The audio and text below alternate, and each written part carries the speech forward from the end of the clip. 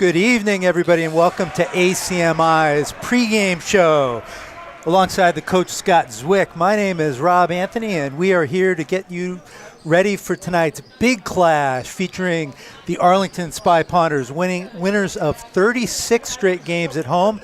They come in at 7-1 tonight, and they are facing off against the Belmont Marauders, who come into the clash at 5-3. It's a big Middlesex Division contest. And Scott, some people would look at a 5-3 team and think, not so much, but records can be a little bit misleading. What have we tonight with this contest? Well, Belmont is a class team in Division II. Their 5-3 record is misleading because two of their losses came to Everett and Burke, both top 25 teams in the Herald poll. And they were losses that were occurred at the very prestigious BABC Holiday Winter Classic. Belmont has played one of the toughest schedules of any team in the state. And so a 5-3 mark is a little bit misleading. The mark that is a little more representative is the 5-1 mark that they have in the Middlesex League. So let's look at the Middlesex League. It's a real tough conference this year. There are two teams in the top 25 of the state. Arlington comes in at number 14, and Winchester, who they played last week, is number 25. Liberty Division is especially tough. There are four teams coming in within 2 games of the top spot. Of course, Arlington at 6-0 holds the top spot. Tell us a little bit about the Middlesex League and how this is shaping up. Well, those of you that saw the broadcast last week, Rob, know that I have, and follow me on Twitter at ACMi Scott, know that I've been hashtagging and saying all year long the phrase Middlesex League Rising. And that's because unlike the last couple of years, this league is very competitive, especially at the top. You have the Spy Ponders. They've won the league the last 2 years. And then below them we saw Winchester last week, very capable club, came in here, fought their aggression twice, came back from deficits at the end of the game. The game was tied with 4 minutes to go, anybody's contest. Tonight we have Belmont coming in here, another strong club, also at 5-1 in the league, and you also have, Woburn,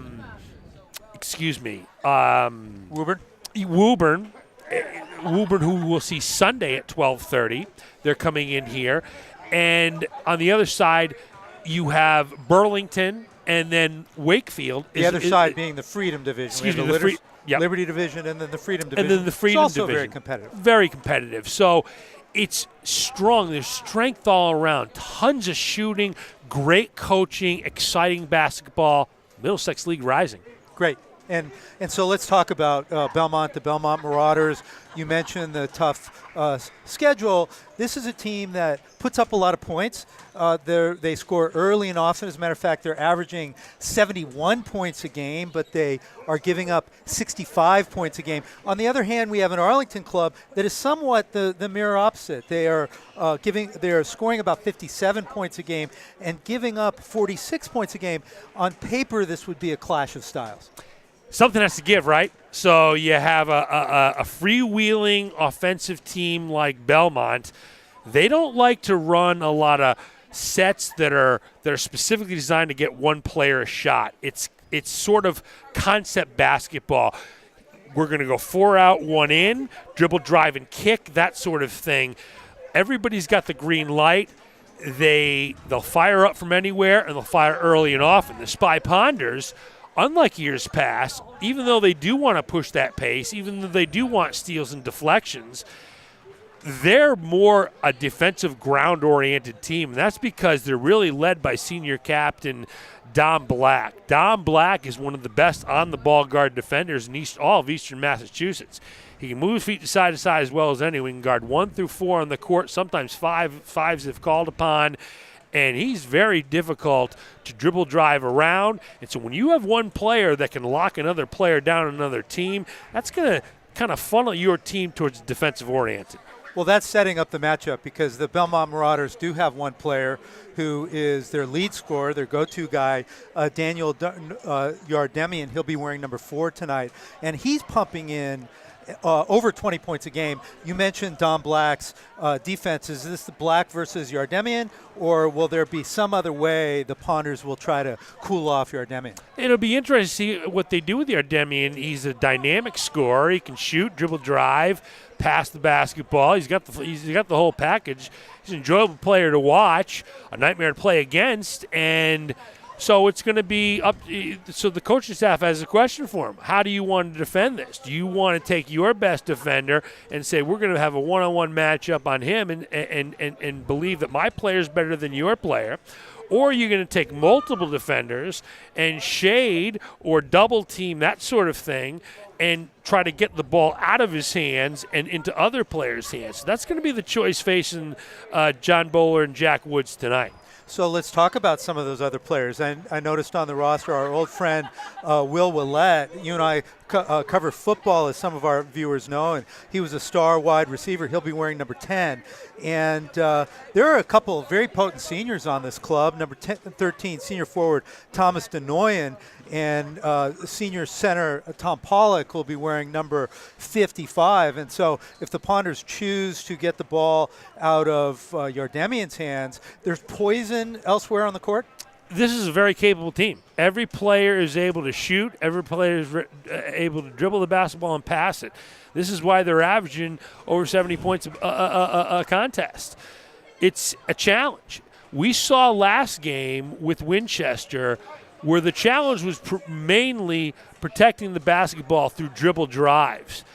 I'm not quite sure if that's going to be the exact challenge tonight. The challenge here is going to be overall moving of the feet, protecting the middle, and contesting all shots. If they take a high volume of shots, the more you can contest, the better.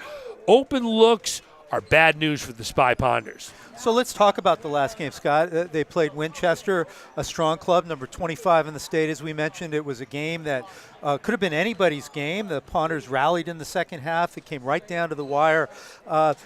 We talked to the coaching staff before the game. They liked what they saw, and they've had a week to prepare for tonight. What they said last night is they thought this was their best week of practice all year long, and that's when you're this late in the season and you hear something like that, that's good news. It means your team's progressing. It means it's doing the right things. It means everybody's on board, ready to go, looking forward and being positive. They liked last week is that they were tested late and close, and they passed that test. That test, they got the ball to James Gascoigne in the middle of the defense. He was able to penetrate and finish through contact. They got the key stops when they needed it. The game didn't go perfect. They had trouble preventing dribble drives at times during the contest, and they acknowledged that. But the team made adjustments as the game went on and made the plays late and close that were key. And it looked like behind senior leadership, Tom Black, and then, of course, Bensley Joseph hitting a lot of big shots. This is a team that's capable of putting up some runs when they really need to. Any team with the super sophomore like Bensley Joseph is going to be capable of explosions at times. We saw it last game with the end of the shot clock, magnificent displays from downtown with under contest with hands in his face. And anytime you have a player that's dynamic as Bensley Joseph that can dribble drive to the basket, shoot from the outside, rebound the basketball, and pass it, that's the whole package. And you get a player like that, when he gets going, they're pretty much unstoppable. And especially at home, right? I mean, 36 straight games. Prediction for tonight, Scott? Could this be the night?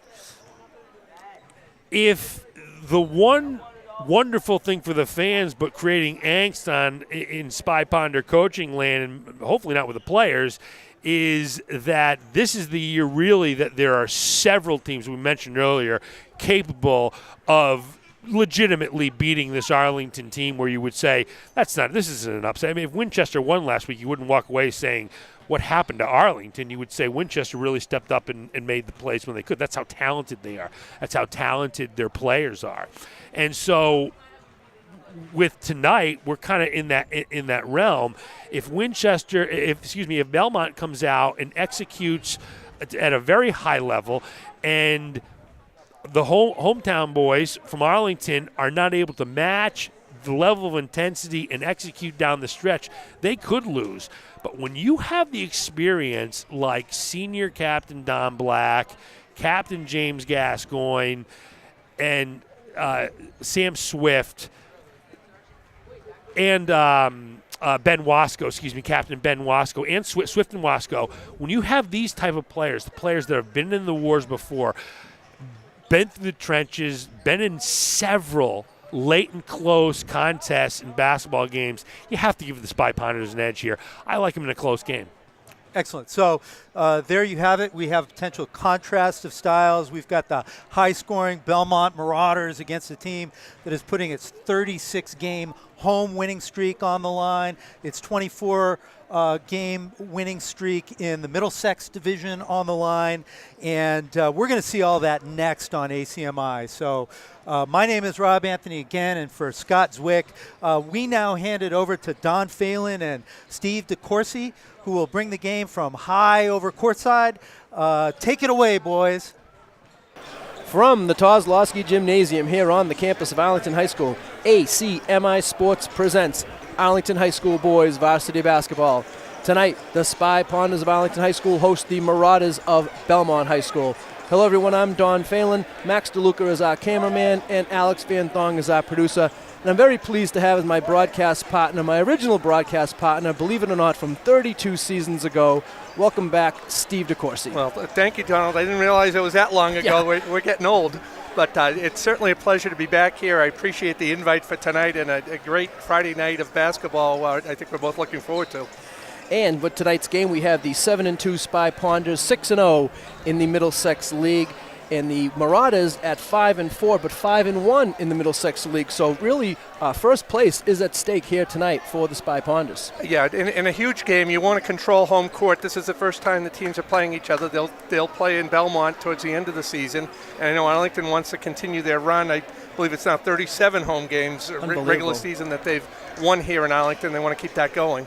And the Spy Ponders beginning a little bit of continuing, I should say, a little bit of a homestand here. They played Winchester last Friday. They had the luxury of having a week off. That could be good and bad for Arlington, having a full week off between games. They play a makeup game with Woburn over the weekend on Sunday, and then they come back on Tuesday to host Wakefield. So a 4-game homestand here for the Ponders, looking to really distinguish themselves and take advantage of this stretch to take the lead in the Middlesex League. Yeah, and Donald, it'll be interesting tonight because in Belmont we've got the highest scoring team in the Middlesex League. In Arlington we've got the best defensive team in the Middlesex League. So Belmont's averaging almost 70 points a game.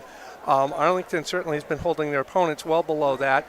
Big question for Arlington is they've only averaged 55 points a game. I say only because some teams the past few years from Arlington were well above that, and this has been a defense-first team this year, and they've gotten scoring when they've needed it. Yeah, but I talked to Coach Bowler after the last game. He's hoping that the offense will continue to improve. He thinks his team can be a 70-point per game team eventually, but as you said, the calling card for the Ponders has been the defense, and I think they had one game when they let up a bunch of points to St. John's Prep, I think 73 against St. John's Prep, but other than that, teams are struggling even to get to the 50-point mark against Arlington. Oh, that's right, and you know, frankly, before the season started, and we talked about it, I thought this team would continue that offensive trend, and they probably will as the season goes on.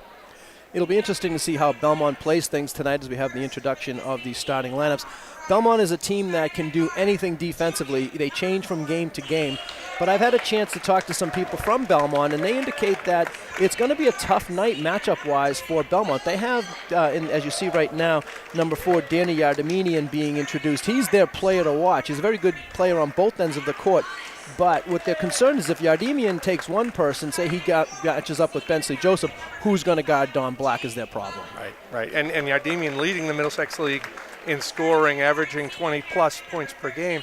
And the thing for Arlington is you can switch so many people on him defensively, whether it's Nick Corrales or whether you want to switch and have Dom covering him, whether you want to have Bensley covering for a period of time. So it's really a nice option that Coach Bowler has in terms of giving different looks. Rounding out the starting five for the Marauders, number 34, Mac Annis, number 13, Thomas Denoyan, number 10, Will Ellett, and number 55, Jake Pollock. Pollock is a three-sport athlete. He's going to Bowdoin to play both football and to be a baseball pitcher. And, of course, we mentioned Yardemian, the star player for the Marauders. Now the starting lineup for the Spy Ponders, wearing number 30 is sophomore Bensley Joseph, number 0, junior guard Nick Corrales, number 14, junior tri-captain James Gascoigne, senior tri-captain number 20, Dom Black, and senior tri-captain number 23, Ben Wasco. Head coach of the Spy Ponders in his 10th season is John Bowler. He is assisted by Jack Woods, Kevin Lentini, Zach Lee, Tyler Sullivan, and the head of basketball operations for the Spy Ponders is Tim Schuler. Now we'll have the playing of our national anthem.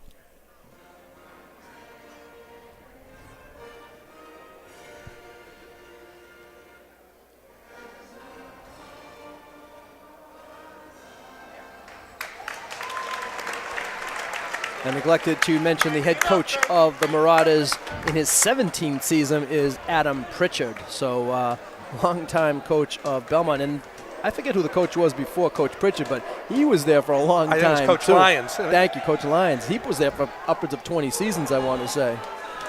Yeah, and a long basketball tradition in Belmont. Unfortunately, we were in different leagues for so many years. We never really played Belmont, but one of the great things about the Middlesex League is you see Belmont twice a year in every sport.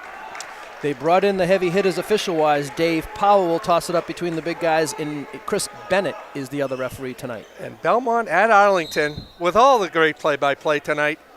Here's Don Phelan. Thank you, Stephen. Gascoigne controls the tip for the Spy Ponders. They will get the first possession of the ball game. So it's Corrales, Gascoigne, Wasco, Black, and Joseph for the Ponders. Don Black inside, can't be stopped. He lays it up and in. Yeah, and Mac Annis, number 34, if he's going to be guarding Don Black, he's going to have trouble all night because Don's just going to use that height advantage. Here's Yardemi, and he dishes it in the corner for a three-point shot, which is up and good by Mac Annis. So the Marauders take the lead. Okay, and on that last possession is actually a switch that Don Black took advantage of. Man-to-man defense right now for Belmont. They go inside to Wasco. Wasco kind of uses free arm to gain some space, reverses it up and in. Nice move by Ben. Real nice move. He was under the basket, came around to the left side and put it up and in. Kind of used that hook arm there. We got away with that one perhaps. 4-3 Arlington just underway here from the Kozlowski Gymnasium, and now away from the ball. A foul is being called. I think they're going to get Ben Wasco fighting through a screen perhaps. Yeah, the official saw Will Ellett go down, and Bennett just ran right through him, and easy call for the official when you see someone on the ground like that. First on Wasco, first on the team. A little housekeeping taken care of. Benson Joseph tucking the shirt in as required by rule. Long three-point shot is no good. James Gascoigne with the rebounds. That's Will Ellett on the shot. No, now Wasco will be called for travel. Yeah, he kind of got that ball in the in-between step, and he really didn't have an opportunity to put it on the floor, and easy call on the travel. Another solid call by Dave Powell, our lead official tonight. Veteran crew, so we should expect consistency from the officials this evening. It looks like it's Dom Black right now that's being matched up against Yardemian, but now sneaking inside again is Annis for 3. He has all 5 for 2 more. He has all 5 of Belmont's points. And we've seen Belmont over the years. They're a well-coached team. They've given Arlington trouble over the years. Gascoigne might have got away with the travel, and now they get him the second time. Yeah, I think he missed it the first time and then called it. Probably wasn't a travel at the time he called it, but it certainly was beforehand.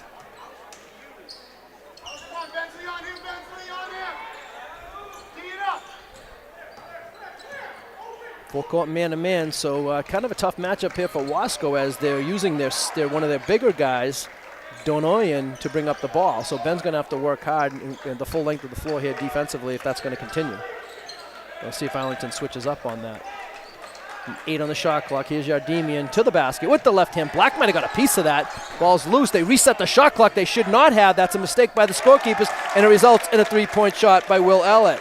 Coach Bowler complaining about that. And too bad, but it shows you with Don Black on Yardemian, he's going to give him trouble because of the length. He's got the size on him, correct. Yardemian's considered a college prospect. Wasco for 3. Well, Ben Wasco off to an early good start scoring-wise. He has 5 of Arlington's 7. Ponders trail it 8-7, 5:20 first quarter. So now they're going to get Wasco on that little push. It's going to send him to the bench. That's second foul. Right. And a tough break there for the Ponders with Ben having such a good start offensively for the team. So Will Clifford into Arlington's lineup along with Sam Swift. Sam Swift, number 24. Come on, Will, crank it up, Will. Will Clifford wearing number 4. As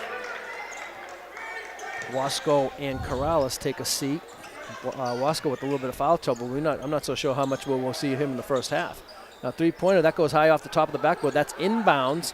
Arlington possibly with some numbers. Dom lost control of it. Tracked down by Yardemian. Tries to make a shovel pass. Didn't work, but Belmont controls the ball. New shot clock from the Marauders. Yardemian got caught up in the air. Again, good defense by Dom Black. Nice pass. That's a beautiful Real play. nice. Oh, nice play there, Bensley. I think Bensley got a piece of that, did he not? He did. On a block from Pollock.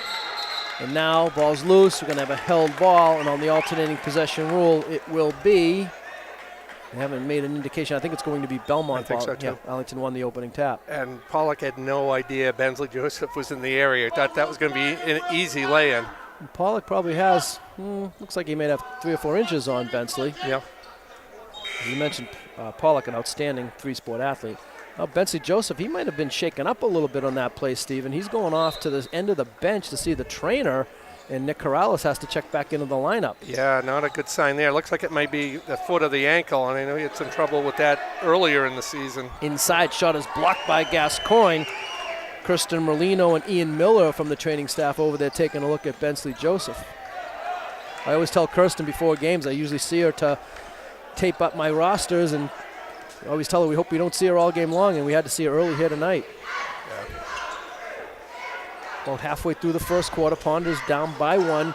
Nice passing this time by Arlington. Black with the fake, comes into the paint. Nice shovel pass inside to Gascoigne. Real nice look. And Gascoigne powers it home for 2. And Don Black just sold it. He didn't know he was going to go there. Made a nice pass, and James made a nice play handling that for the layup.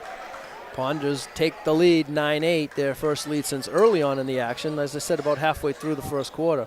Good ball movement by Belmont results in an open 3-point shot. It's no good by Donoyan. Ponders back the other way. Yeah. Ennis, the guard, they're guarding Dom Black. He's a sophomore. Young-looking player, and then the miscommunication there by Arlington will be Belmont ball. Yeah, Will Clifford running the baseline, and Don Black thought he was going to stay right there in the corner. Well, Arlington still leads it, 9-8, 3:24 remaining, first quarter.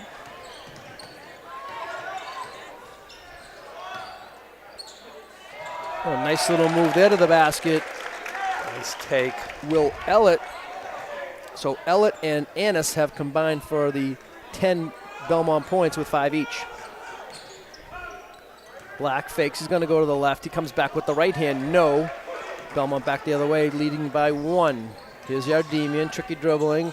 Got matched up by Gascoigne, goes strong to the basket, and Gascoigne just sends it out of bounds. Yeah, a nice non-call there by the official, too. I thought a little bit of contact, but let it go. It'll still be Belmont ball, and Joey Pazia now into the Arlington lineup, replacing Will Clifford. So Yardemian yet to score. Focal point defensively for the Ponders, I'm sure. Shot is missed by Belmont. Gascoigne with another rebound. Arlington looking to retake the lead. Corrales. No, they were going to say that he was fouled before the shot on the drive. Foul committed by number 13, Denoyan, his first, and the first on the team. And here, Donald, you see another difference between the NBA game and high school and college for that matter, too, because the NBA, that's an and one. Oh, yeah. And I'm not so sure some officials, high school officials, may have counted that. Yeah, that was. I thought they might have given him that one, but they determined that the foul occurred before the shooting motion began. So Arlington will inbound on the baseline, down by 1. Nice little no-look pass to Pazia. Pazia with a great play knocks it off the Belmont player out of bounds. It'll remain Arlington ball. And I think they reset the shot clock on that one, and this time they are going to correct the error because the shot taken by Arlington did not hit the rim, so it should not have been a shot clock reset. And so now the officials will have to try to figure out what was on the shot clock and what it will be for Arlington. Okay, only about 4-second differential. Now the officials are going to talk about it a little bit more, make sure they get it right. Yeah, I'm glad they didn't spend too much time on that one. Not for 4 seconds. 4 seconds or 5. Black fakes, takes the pull up from the foul line, and hits. Nice basket there. A good start for Dom Black. He has 4 of Arlington's 11. The Spy Ponders retake the lead, 11-10. Ooh. Oh, okay. No, I think he was tripped. I think that's going to be a foul call. Well, the officials are going to come in and correct that one as Dave Powell from the Trail comes in and says that there was a trip which caused the travel. Not sure who that call is going to go against. Oh, it's going to go against, is it Pazia? Sam Swift. No, go against Sam Swift. Swift, okay. Yeah. Swift his first. And that's the right correction there. I mean, it's absolutely. Baseline drive, kick back. Gascoigne, he might have 2 or 3 blocks so far. Now he's running the floor too. They see if they can get it to him. The pass was a little up ahead of him, unfortunately. Gascoigne doing a great job running the floor, and Nick Corrales tried to get him on the fly. It just didn't work out. Yeah, really impressive. James Gascoigne with the block, and then he led the way up the court. The pressure. I think Belmont will take a timeout. Good pressure by Arlington. First timeout taken in the game for either squad. We have 2:02 remaining in the first quarter, and it's 11-10 Spy Ponders.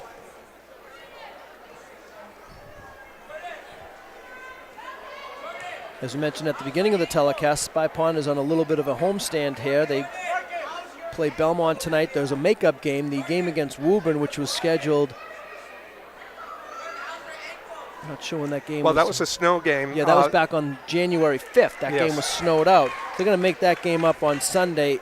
We will not have coverage of that game, but it's a 12 o'clock game here at home. So if you want to do something and when you're biting your nails waiting for the Patriots game to begin, you can come down to the Kozlowski Gymnasium for an hour and a half and watch the Spy Ponders in action on Sunday. And that should be a good game. Woburn's usually a tough team. Well, it's funny because I was talking to Scott Zwick earlier this season, and again, my Belmont connection, who scouts for Belmont, had told me he went to the Wilmington-Woburn game and said it was one of the worst games he's ever seen in his life, that Arlington would crush both of those teams by 30 points. Well, come to find out, 2 of Woburn's top players did not play in that game, so Woburn might be a little bit better than I expected. Wilmington, I think, is still a down team. Here's Yardemian to the basket for the first time tonight. He can't get it to go, but he is fouled. He goes down hard, and he'll go to the line for 2. Yeah, real nice move. I really am surprised that didn't drop because it looked like it was within the box there. And the thing about Woburn, Donald, is even when they're not good, they're physical, so they can give you trouble. But we're looking over at behind the Arlington bench, and Bensley Joseph's looks like his left ankle still being worked on, and we'll continue to keep an eye on that. That certainly is an area of concern. Yeah, you can probably see that in the corner there as we watch these free throws. Both missed by Yardemian, and now back the other way for Arlington. So it looks like they've done what they're going to do. Bensley back with the shoe back on, Looks like he's tying it tightly, so it might be an ankle that he injured. Here's Gascoigne on the baseline. Strong move, no. Gascoigne careful there not to pick up a cheap backcourt foul. Belmont with a chance to take the lead. Minute and a half remaining in this first quarter.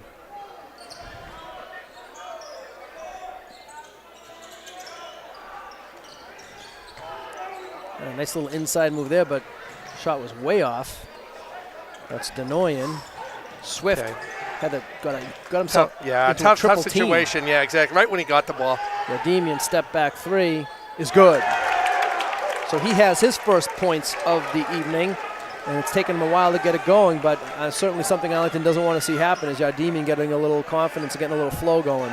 Here's Gascoigne to the basket, and before the shot, a blocking foul will be called. And that's going to go against number 21, Jake Herlihy. His second on the team.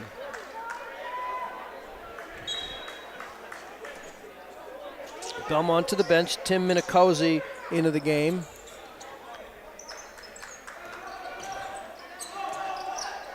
Sam Swift getting significant minutes due to the Wasco foul situation. Great pass by Nick Corrales to Gascoigne. Can't get it to go. There's a flash right in our faces. Yeah, we got a problem with that. The photographer here tonight didn't shut off the strobe light. Whoa. And Gascoigne unable to finish. 13-11 Belmont. It's about a 12-second differential between the game shot clock and the shot clock. I still can't see the game, Donald, with that flash in our eyes. Thought it was just me. Now Demian, this time he goes to the basket and he's able to get around Don Black and he lays it in. Yeah, 15 seconds in the quarter. He's impressive because he's just looked for opportunity. Nice tip away there by Belmont. It will remain Arlington ball. Thought Sam Swift was open, but at the last second, 21 just came over and tipped it away. Had deflection there by the Marauders. Saved the basket. So it's 15-11 Belmont, 10.7 seconds remaining first quarter. Here's Black to the basket, high off the window, no.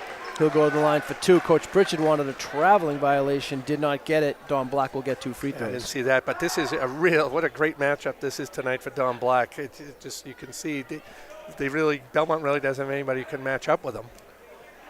Minicozzi picks up the foul, his third on the team. Bensley Joseph over there.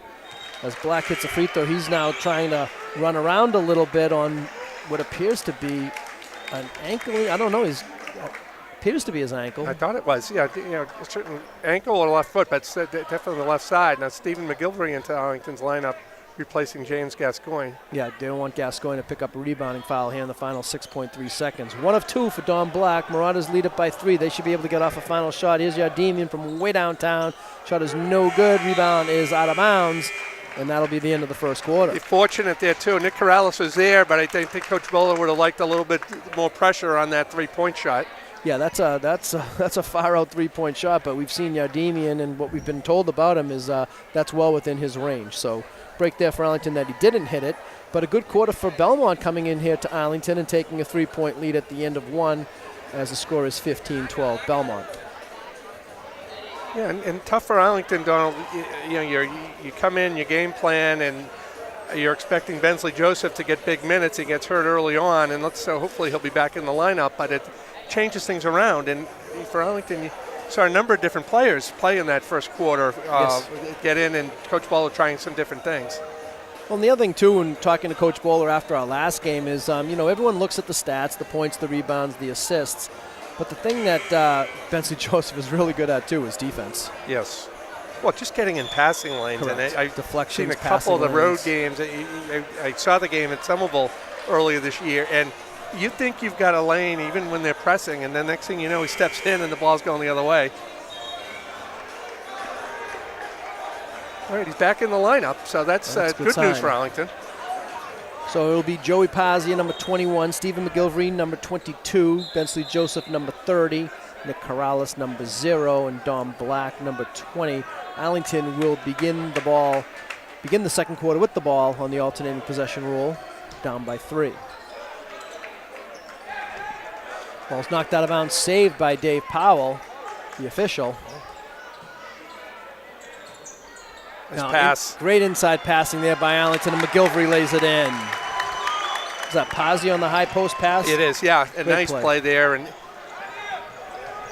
deep three by Belmont is no good. Don may have got away with one there on the rebound. Foul line jump shot wide open is the sophomore, Annis, and he has 2 more. See this team, Belmont moves the ball very well too. But one thing about getting back to Stephen McGilvery for a second, he does a very good job of creating space for himself around the basket. Yeah, he's a wide body kid, so he could have a matchup advantage here against Belmont. Don Black had the ball taken away. Now Bensley Joseph takes away from Belmont player. Now ball is loose. It'll be Arlington ball. Great hustle there by Bensley Joseph, just out hustling Minakazi for the ball for Belmont, and it'll be Arlington ball. Yeah, a lot of contact, but that was after the ball was loose. 2 players fighting for the ball. Here's Bensley Joseph, baseline drive, has a block. Good defense there by Belmont. Who's that? That's Joey Pazia with the offensive rebound and causes a Belmont foul. Yeah, and Joey Paz gives the team a lot of energy whenever he's in there. Real hard worker. Minakazi picks up the foul, his second, 4th in the team. Both teams now with 4 team fouls. We played 1 minute here in the second quarter, and Arlington still trailing by 3.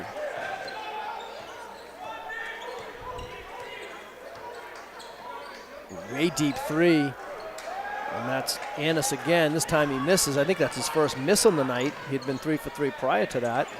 Joseph pulls up, kicks it out to Nick Corrales. Pazia fakes, drives, strong to the hole, and he lays it in. Nice job, just elevating too after he made the move. Some good minutes here from Joey Pazia here tonight. Annis dumps it inside.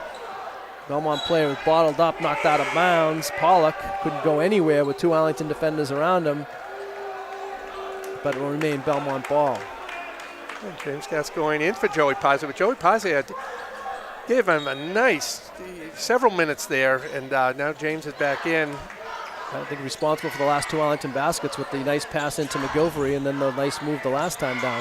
Don Black knocked the ball out of bounds. It will remain Belmont ball. You've seen Belmont do that a lot. They'll set that high screen and then just take off with the basket, but nice recovery there by Don Black, disrupting the pass. 6:13 remaining, second quarter. Ponders down by 1. Yardemian step back 3 is an air ball. And that's the defense of Don Black. And Coach Pritchard was not, I don't know if he was upset with that shot selection, or as soon as Yardemian shot that, he turned around and chapped his chest to say, you know, my fault, bad shot, and that just triggered Coach Pritchard to call a timeout. And an interesting timeout by Coach Pritchard. I mean, his team's up by 1.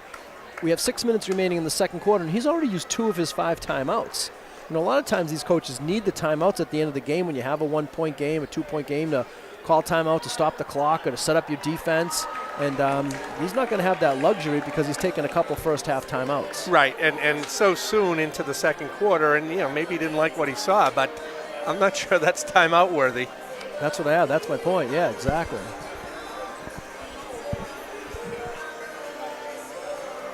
One of the nice things, Donald, about the schedule this year, and certainly tonight, you get a much bigger crowd on a Friday night. It's a great atmosphere here at the Kozlowski Gymnasium, and you know, Tuesday nights now with the 6 o'clock start, it hurts the gate. It hurts everybody getting out to the game. But the Friday night atmosphere is hard to beat in high school basketball. Oh, yeah. And especially last week we had Winchester, and tonight we have Belmont as James Gascoigne steps on the end line. So you have, you know, local towns playing each other. And, you know, and Arlington had that a little bit in the GBL, but not so much when they played in the Dual County League. And to be honest, I have to laugh a little that Tuesday night at 6 is out of concern maybe for getting home and getting some homework done. But the hockey games Wednesday night at 8 don't seem to be a problem. No, sir. Good defense by Arlington. They elect to double team Yardemian way out here between the circles. Oh, Nick almost had the steal. Now Corrales is being responsible for Yardemian. Great defense by Nick Corrales. Another difficult shot by Yardemian. Here's Corrales. He's going to kick it to Bensley Joseph for 3. No. Good luck. Ponders can't take the lead. Here's Yardemian switching from That's left a nice to right. move. And Tom Black was ready for the rejection. Yardemian saw him and just held up slightly. Uh-oh. Yeah, ball was deflected, so no backcourt there. But yeah, Demian did a nice job of going from the left side around the back lefty. You don't see that very often. But he's struggling here tonight. He's working hard for his 7 points. He's got to work really hard, which is, they've game planned for him for sure. Black floats it up on the reverse. No, he is fouled on the play. Thomas Denoyan will pick up that foul, his second, 5th on the team, and Don Black will go to the line for 2 shots.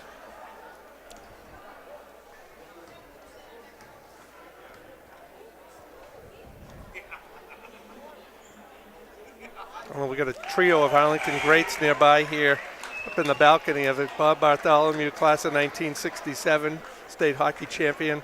Scott Jones, class of 1983. And Paul Kropelka, class, I believe, of 1987.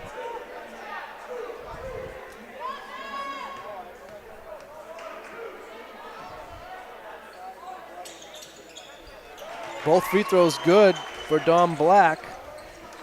Leading the way for the Ponders with 7, and the Spy Ponders have cut the lead back down to 1.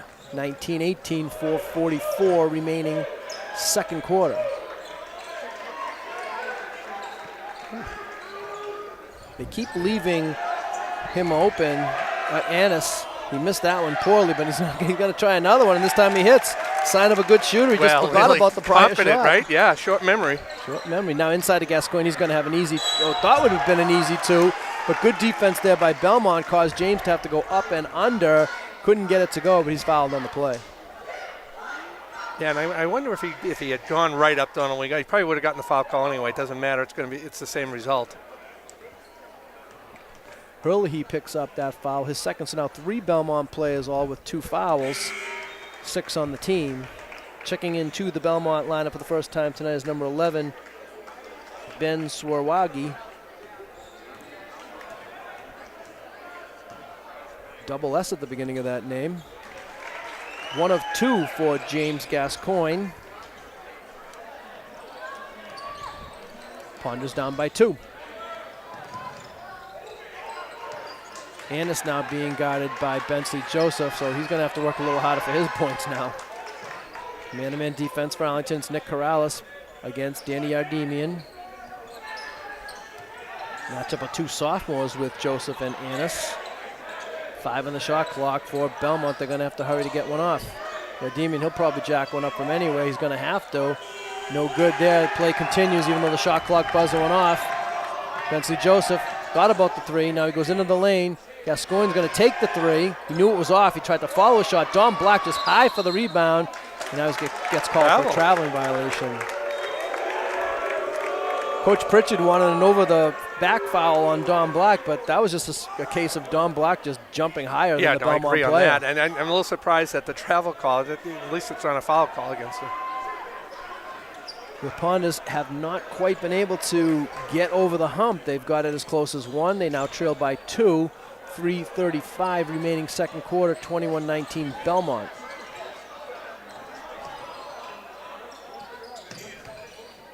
Oh, nice there. Oh. Double team didn't work out. Now Belmont's going to go to the basket. Nice little lefty move there by Will Ellett. And really bad luck there by Arlington. Don Black made a nice play. It knocked the ball away, but it went right to Belmont, and they get a basket like a broken play, really. 23-19 Ponders. Bensley Joseph for 3. No. Joey Pazia back in the lineup. Strong move. Joey Pazia lays it up and in.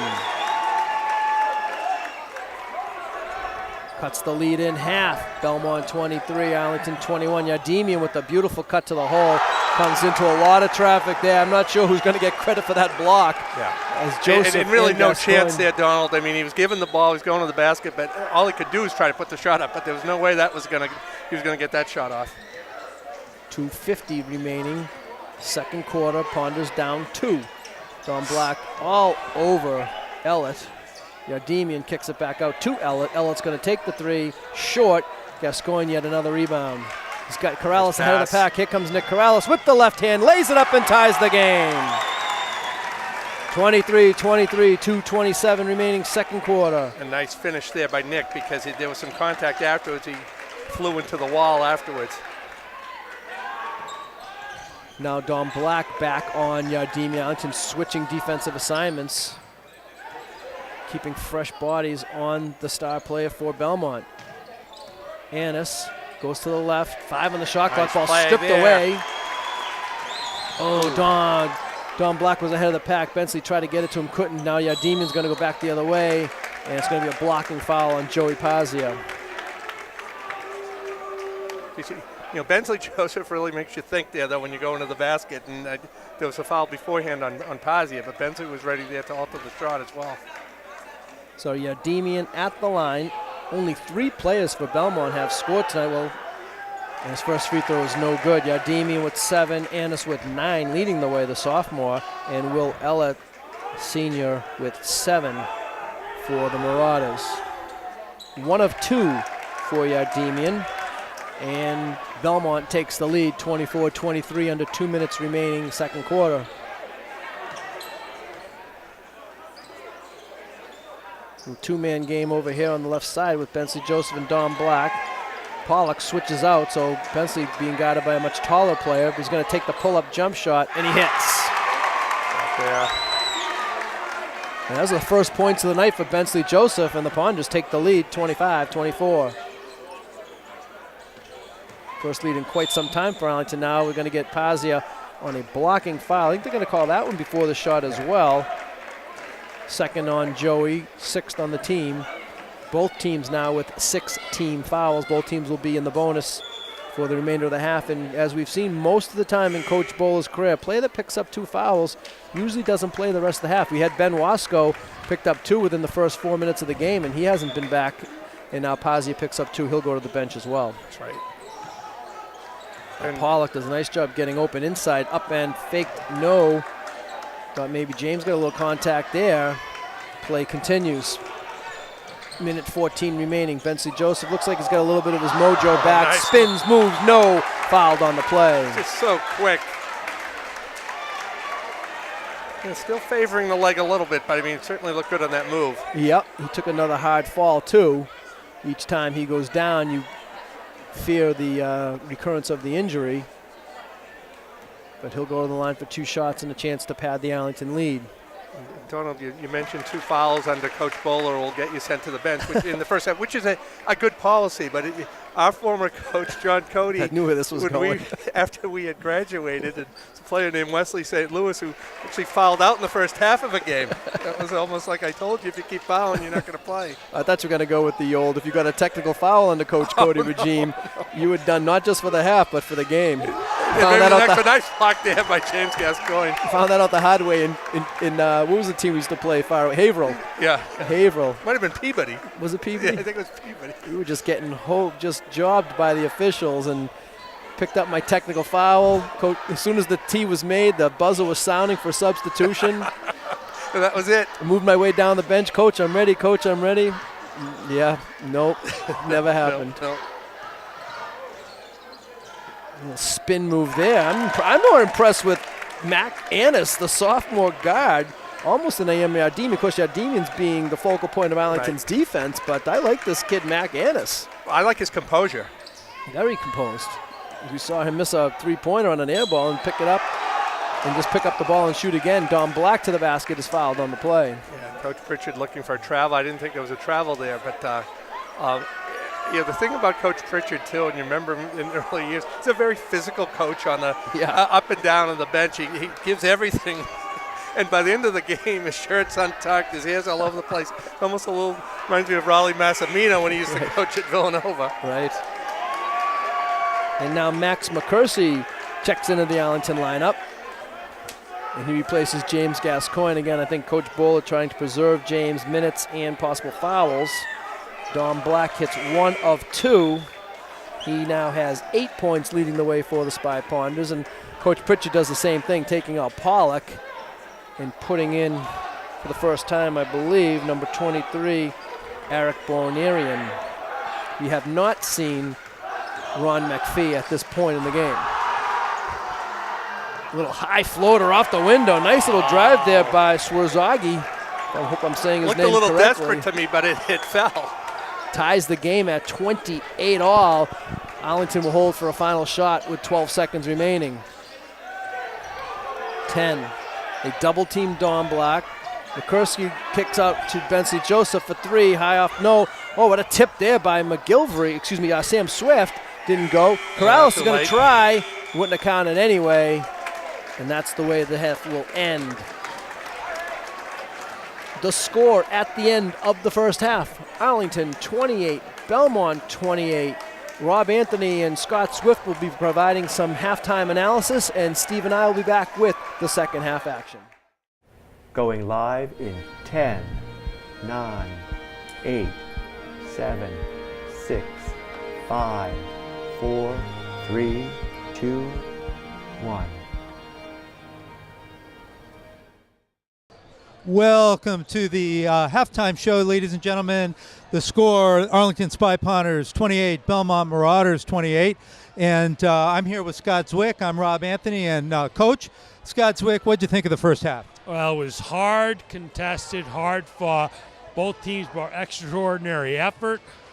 The work of on the defensive end by Don Black and Nick Corrales was extraordinary. And both teams shot well.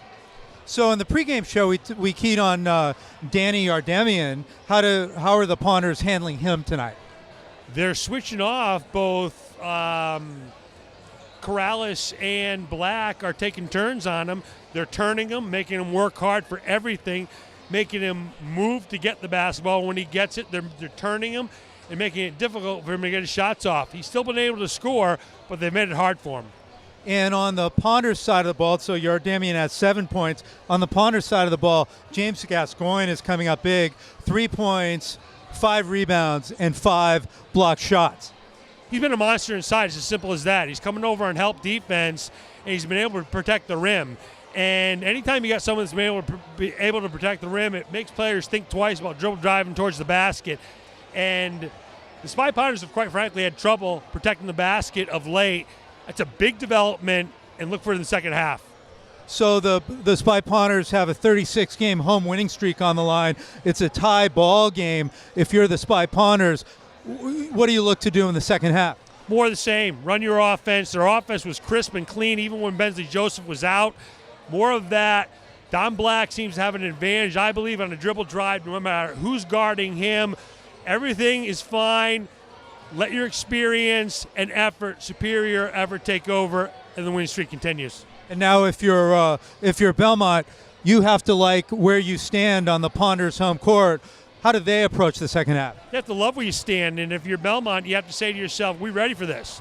This is a step-level game. If you're ready for this, you're going to come out with superior effort. You're going to match Arlington's effort in the second half, finish those dribble drives to the basket, shoot well and with confidence.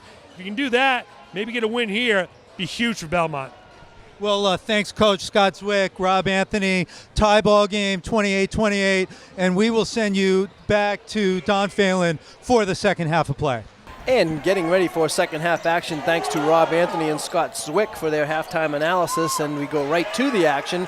Belmont with the first possession of the second half. They turn it over. James Gascoigne back the other way, and he has the first 2 of the second half. And he just runs the floor so well, Donald, and got up there at easy layup. Good to see old friend John Frederick at halftime, talking to him about the hockey team and just catching up on some things. Always nice seeing John here at the Kozlowski Gymnasium. He's more comfortable near the ice, but always nice to see him here at the hardwood too. Now Yardemian's going to go to the basket and lay it in. Well, good movement, good ball movement there by Belmont. Double figures for the junior superstar. It ties the game at 30. Gascoigne had 5 blocks in the first half, and he goes to the basket strong and has 2 more in the second half. Good look there by Ben Wasco.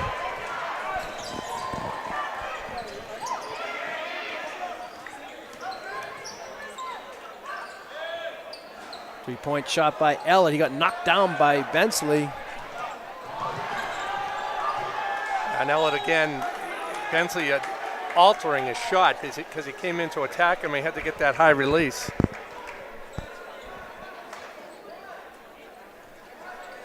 Ooh. Okay. A little confusion there, and the ball coming in. Official bailed Tom out, I think.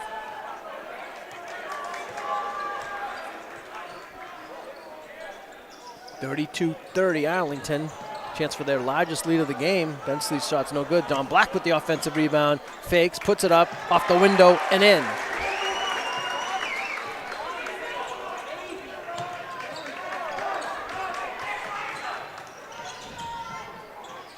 Joseph with the steal. Ennis looking for a call, but he was just completely out of control.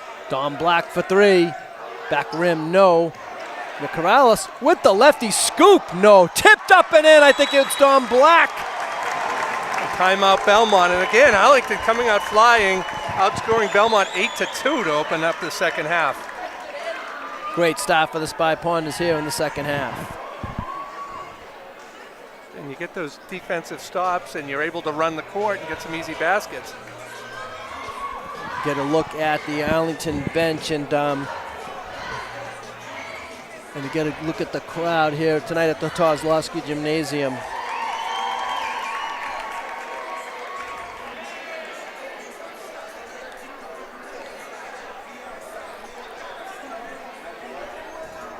And you get a look at some of the Arlington faithful here tonight at the Kozlowski Gymnasium rooting on the team. Family members and friends amongst others. And a full house. I mean, this is almost had to open up the other stands, I'd imagine. Pretty close. And I think what I'm really most impressed with is the student body section for Arlington off to our right. You know, in years past, it'd be a decent amount of kids here, but now they really pack it here. It's packed. It really is. And similar to, you know, when they have the football games on Friday nights, you know, as a parent, and you've had parents come here through Arlington High School, at least it's a good feeling to know at least where your kids should be, at least for the first couple hours of the night, right? No, that's right. And you know, it's also good for school spirit. You see a lot of hockey players here. You see kids who are playing other sports and just members of the student body, and I think it's good for the school spirit. Belmont did everything they could to get it over the 10-second timeline. Good defense by Arlington. Arlington with their largest lead of the game, 36-30. Now, just a great anticipation there by Ben Wasco. He saw the pass coming, and he picked it off, and then he brought it over half court, a little tricky dribbling on top of it. This is a spot here for Belmont, having just used their third timeout, where they really need to keep things in control here. They run the risk of having this thing be a blowout. Wasco, three, no. Gascoigne with another rebound. Strong to the hole. He might have taken an extra step on that one, got away with it and laid it in. But again, you know, the defense is winning out on, I mean, that time James with the basket, but Belmont team that averages 70 points, it's only at 30 now. 5 minutes left in the third quarter. Yeah, and only 2 here in the first 3 minutes, while Arlington has scored 10. Biggest lead for either team tonight. Yardemian.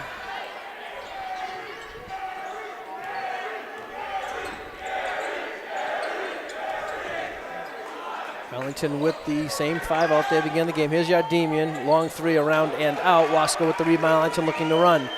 Nick Corrales bounce pass to Gascoigne. Little tricky. He's able to corral it. Shot was blocked, and they're going to get number 10, Will Ellett, for the foul. James Gascoigne will go to the line for 2 shots.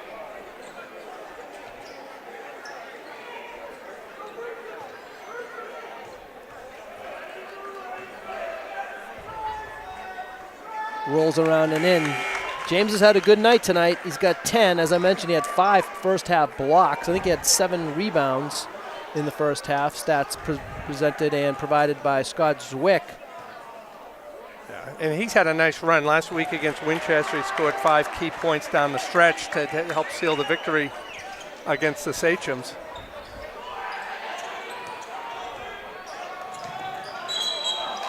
It's going to be a foul against Arlington. It's going to be against Ben Wasco? No. I think it's going to be against James. James picks up his second.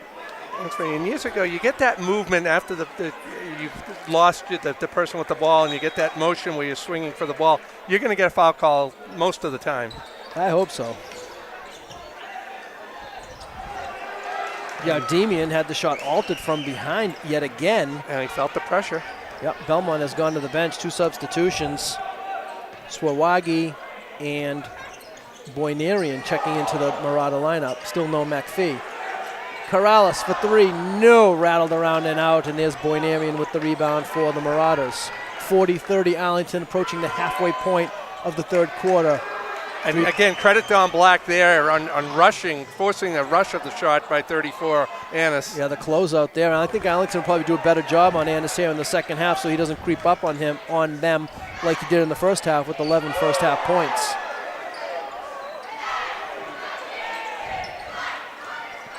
You look like Demian got away with an extra himself that time. He wanted a foul.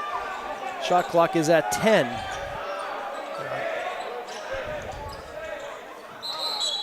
They're going to get a blocking foul, and it's going to go against Ben Wasco. Number 3 on third. Wasco, and that gets Joey Pazzier up off the Arlington bench.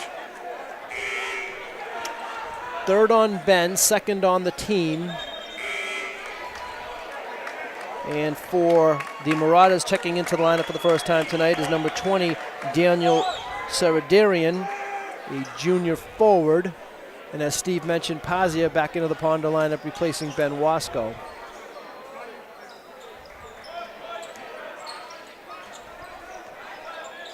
Oh, no one there. Out of bounds, Arlington ball. You know, when you fall behind 2 and plays don't work out, you get the finger pointing there, a little uncertainty from both Belmont players, but not happy with what just happened. 40-30 Arlington, 3:10 remaining, third quarter. Quiet offensive light for Bensley Joseph, but he goes strong to the 10 and lays it in. Bensley now with a half dozen. Ponder's just starting to pull this one away. 42-30 Arlington. Demian, little floater, no. He fights for his own rebound, can't get it. Still continues to fight. 3 players on the floor, 2 for Belmont, 1 for Arlington. Arlington could have numbers here. Black gets it to Pazia. Pazia strong to the cup, no. Belmont back the other way. Bensley went for the steal. He's going to get called for a reach and foul. And not a bad foul. Yeah, that might have saved the Belmont basket. And Bensley in no foul trouble at all. That was just his first foul and the third on the team.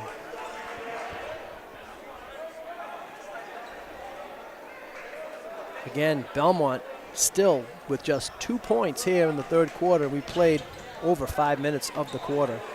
Demian got bottled up. He kicks it out to Swirzwaki. He takes the shot. No. Don Black high for the board.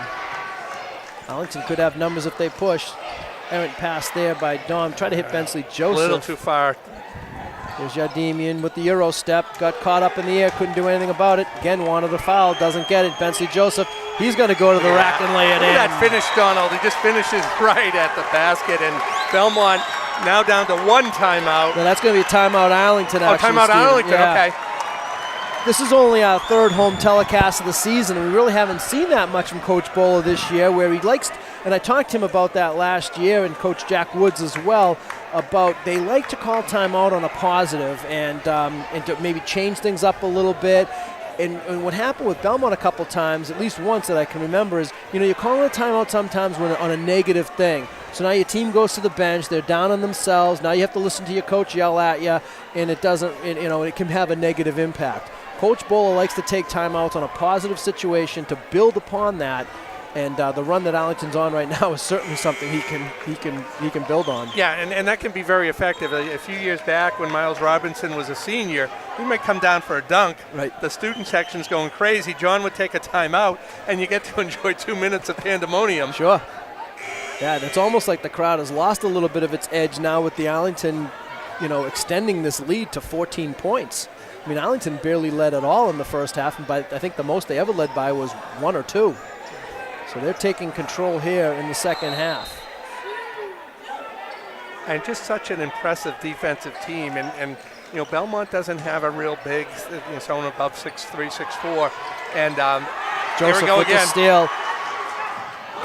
He lays it in. Thank goodness he did. He thought about going He thought about going for the dunk and wisely laid it in. Because as far as I know, missed dunk still counts for 0 points. Nick Corrales will definitely be called for that foul. And Belmont really making a few substitutions here. There's 3 players coming in, but Arlington outscoring them 18-2 in this third quarter. It's unbelievable. Well, Belmont had 3 starters on the bench. They all come back in. Ellett, Denoyan, and Pollock all check back into the Marauder lineup. Will Clifford's going to check into the Arlington lineup and give Bensley Joseph a rest. Let's hope the Tom Brady injury is as minor as Bensley Joseph's appears to be here in the second half. And they make a nice pass inside to Pollock. He got hit on the top of the head by James Gascoigne. He'll go to the line for 2 shots. 3 fouls now on Gascoigne. So that's the only possible problem for Arlington. They're 2 bigs, both saddled with 3 fouls. The thing is, you got to like the fact that you're up by 16 points, and Belmont hasn't really demonstrated that they can even score 16 more points this game. First free throw is good by Pollock. He has his first point of the ball game, as Belmont has really been restricted to just 3 scorers here in this ball game. A little surprising too, because he was doing a couple things first half. I'm surprised that's his first point. Both free throws for the senior tri-sport athlete for Belmont. And a good student to boot, as you said, going to Bowdoin next year. Going to Bowdoin. Got to be a good student to go to Bowdoin. Now Yardini nice with a nice pass, a little flip shot, no. Pollock fights hard for the rebound. Ball still loose, bodies everywhere. Of course, it's Pazzi on the floor for Arlington. 3-point shot by Annis, no good. Don Black with another rebound. Don Black might be approaching double figures in rebounds. Yeah, I'd say easily, yeah. And Yardini actually wanted the ball on the other side there. Didn't like the way it was swung. 46-32 Ponders, minute 12 remaining, third quarter. Pazia, he's been tough tonight. A little contact there, but Gascoigne is there for the putback, and he puts it in. You know, it almost works like a pass to Donald. Joey Pazia goes to the basket hard, and James is there to pick up the loose change. Oh, there's a nice move there by Yardemian. Dozen for the junior. Sam Swift having a little problem getting it in bounds. Finally gets it into an open Don Black. When I talked to my Belmont contact, the scout for Belmont, he's really impressed with the ferocity that both Wasco and Gascoigne exhibit on the boards. That's what he said. They're not really big guys. They're not like they're 6'5", 6'6", but he felt rebounding was going to be a problem for Belmont, and I think it has been tonight. Oh, absolutely. Not many second chances for the Marauders. Now they're going to go inside to Gascoigne with 5 on the shot clock. And from outside, a foul was called, and Coach Pritchard is none too happy. Well, the thing is, I that. don't understand that. That again, there was contact there. That was a foul, and I think that's built up frustration of the fact that your team's only had 6 points. Referees better be aware here. The shot clocks are not functioning right now. There's no shot clock being exhibited, and they're going to have to fix that. That's been a problem all night. I hadn't noticed it till now. Oh, I know why, because the shot clock's off. We're under 30 seconds. My apologies, folks. 10 seconds in the quarter. Right. Sorry about that. Don Black to the basket. What a good defensive play by Annis. He challenged Don Black, giving away a couple of inches and some jumping ability, and the ball is last touched by Arlington. Belmont ball with 2 seconds to go. Now Belmont can just get it in barely into the backcourt, and they won't even get a shot off with those 2.2 seconds remaining. Yeah, I'm not even sure number 13 was aware there was only 2 seconds left. He just kind of, Denoyan just dribbled it out, but it almost was a little surprised to hear the buzzer. So a 20-6 third quarter for the Spy Ponders, and they take what was a tied game at halftime, and they take a 14-point lead into the fourth quarter. And what we're seeing, Donald, again, is great defense beats great offense here. I mean, and we talked a little bit before the game that you had the highest scoring offensive team in the league against the best defensive team, and Arlington certainly has had their way, holding Belmont's only 34 points through 3 quarters. Yeah, if you look at the scoring totals for Arlington's opponents, first game Stoneham 25, second game Melrose 45, third game Watertown, a great Watertown team, people are telling me, 41 points for them. They had a game go to overtime against Somerville. They gave up 63 to Somerville. They lost to Franklin, but only gave up 48. 41 against Reading. 45 against, the St. John's game, they let up 65. 58 against Lexington and 49 against Winchester. And I think Belmont will be hard-pressed to get to 50 points themselves tonight. Yeah, no, absolutely. I had the opportunity to see that Arlington game at Somerville, the game that went into overtime, and Don Black had 24 points that day. Just an outstanding performance, but nostalgic for me, as you remember, Somerville and Arlington used to play each other twice a year when we used to be in the Greater Boston League together. It's always nice to beat Somerville. Gascoigne strong to the basket, no. Sam Swift off the window, no. Pazia and Gascoigne fight for the loose ball. A held ball, and it'll be Belmont ball. Yeah, and you can just see there Arlington dominating the boards. And James Gascoigne's got such great lift, and he's quick the way he gets up off the ground. I mean, he can just out-leap people and get to the ball quicker.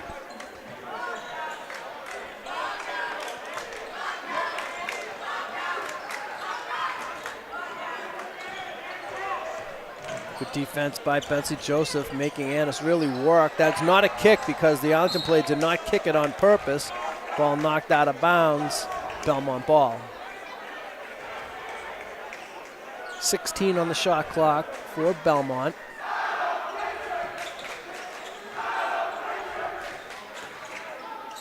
Ooh, nice little move there by Denoyan. Couldn't get it to go. Loose ball tracked down by Don Black. He saved it. Unfortunately, when he saved it, it was just really at the feet of Joey Pazia, so Joey, unable to control it, went out of bounds. 7:23 remaining in the fourth quarter. Ponders by 14. Ellett with the floater. He's got it. Nice touch there. That's a tough shot. Will Ellett now with 9. Now Belmont is going to ratchet up the intensity defensively. They go with the full court defense. Didn't work. Gascoigne, open shot. Swift fakes. Don dumps it to Gascoigne. Gascoigne got hammered. No. Rebound, put back. No. Belmont with the loose ball. Here they come the other way. Yardemian lays it in. Coach Bola. Pazia right on his back. Coach Bola looks to the bench and he says, I need Nick Corrales, and now he takes a timeout, and that's one thing he doesn't like, and you can see he's a little bit upset that he had to take that timeout. As Belmont has rattled off the first 4 points of the game, of the quarter, and now trailed by 10. Yeah, now it's down to 10, and you felt when it was up at 16, defense was good. Belmont had to work really hard for baskets that you might have an easy fourth quarter, but this Belmont team has no quit. Yeah, they're not going to go away, that's for sure. And they have some talented players, so Arlington's going to have to work hard to finish this one off. Another thing about Coach Bowl, his timeouts are very quick, I notice. And it probably makes sense. Yeah. I mean, players, it's just human nature. You have a certain attention span. Exactly. You make your point and get back out there. Exactly. Of course, back in the day, once the team that called the timeout was ready, that would force the other team to come out, which I like that rule actually. Now both teams are entitled to the full time. And so was it the team that called the timeout? Team that called the timeout. Interesting. Once they were ready, the officials would get the other team and say, okay, White's ready, let's go, Red. Yeah. Give them a certain amount of time, but they've changed that now and always consistently with the 1 minute timeouts. Gascoigne comes out and just goes all the way to the basket and lays it in. Yeah. Big basket. Once they got over the top of that press, it was easy going. A big answer by the Ponders, not letting Belmont get it under that 10-point margin, which teams like to do. It's back up to 12 for Arlington. Here's Elledge going to try another one of those floaters. Missed it. And I wonder if Bensley's a little bit slow with that. I'm surprised he didn't get that loose ball that time. Another air ball by Demian. He has struggled for his 14 so far tonight. That's a hard-earned 14, sure I'll tell you that much. Bensley Joseph, that should be an offensive foul. Yeah. I'm not sure who was it. Was that Yardemian? It was. Yes. A good defensive play there by Yardemian, taking the charge against Bensley Joseph. Arlington now, one small problem, besides the foul trouble of Wasco and Gascoigne, that is their 6th team foul here in the second half, so Belmont will be in the bonus for the duration of the game. Belmont has committed only 2 team fouls here in the second half. Good defense by Joey Pazzi. He continues. And now it looks like a Belmont player may have been shaken up. Let's see what happens here. It's 13, Denoyan. Little floater by Yardemi, no good. Here comes Nick Corrales with the speed all the way to the hole. Lays it in. Nick Corrales extends the Arlington lead back up to 14, which is where it was entering this fourth quarter. And now defensively, Nick Corrales trying to make the steal, commits the foul, and that's going to put Belmont to the line. Of course, that's the only negative for Arlington at this point with aggressive defense. They have to be careful, pick their spots, and not give Belmont the opportunity to score points while the clock is not running. Right, but conversely, if you're Belmont, you probably wouldn't mind having a few more fouls, Donald, as we get down the stretch. Sometimes the only way you can try to get back into a game is sending a team to the line if you don't get steals. And they still have 5 more fouls before Arlington's in the bonus. Ellett connects the front end of the one-on-one. Number 23, Ben Wasco, back into the Ponder lineup, replacing Joey Pazia. 1 of 2. And now the rebound comes down to Arlington. And Tom Black, he's in a little bit of trouble here. And he couldn't get over the timeline because of the steal. Ellett with a little pass to Pollock. Blocked from behind by Joseph. Again, Pollock. This time he's fouled by Don Black. And Arlington with a little communication problem there on the press break. Yeah, and Don Black calling his teammates in to talk about it, talk about how they'll break it next time. But I don't think Ellett realized how much room he had there for the layup. He passed it back to Pollock. Yeah, he would have been better served going up with that, I believe. I think he had an easy 2. Pollock, his only points tonight have been from the line. 3 for 3. And here's the jinx right there. But he follows his own missed free throw, puts it up. No, he's fouled on the play. No matter who it's on, it's going to be a 4th, and it's going to go against Ben Wasco. So Ben picks up his 4th, and Pollock will go back to the line for 2. Yeah, I think Joey Pazia will be back in for Ben. At a certain point, Donald, maybe you just say, let him play through it, but he's going to come out now in favor of Joey Pazia. You foul out in the last 5 minutes, but Coach Bowler calling Ben Wasco back. I think it's a good substitution only because it's been a good game tonight for Joey Pazia. It's been a great game. You know, so he'll go with Pazia for a little while, and then he'll see if he needs Ben in the final couple of minutes. Yeah, and that may be more performance-related than it is the fact that he has four fouls. When I say performance-related, he's been getting good minutes from Joey Pazia, get him right back in there. Again, 1 of 2 for Pollock. And again, Arlington unable to get the ball over midcourt. Tom Black with a great block from behind. Annis, no. Black with another rebound. He's got Nick Corrales ahead of the pack. Here comes Nick Corrales being chased by Annis, and Nick was fouled on the play. A pretty good foul there by Annis, tracking down Nick Corrales, who had a couple steps on him. Yeah. Saved an easy 2, and Nick's going to have to earn him at the gift line. 52-41 Spy Ponders, just under 5 minutes remaining in the ball game. And Nick Corrales hits his first free throw.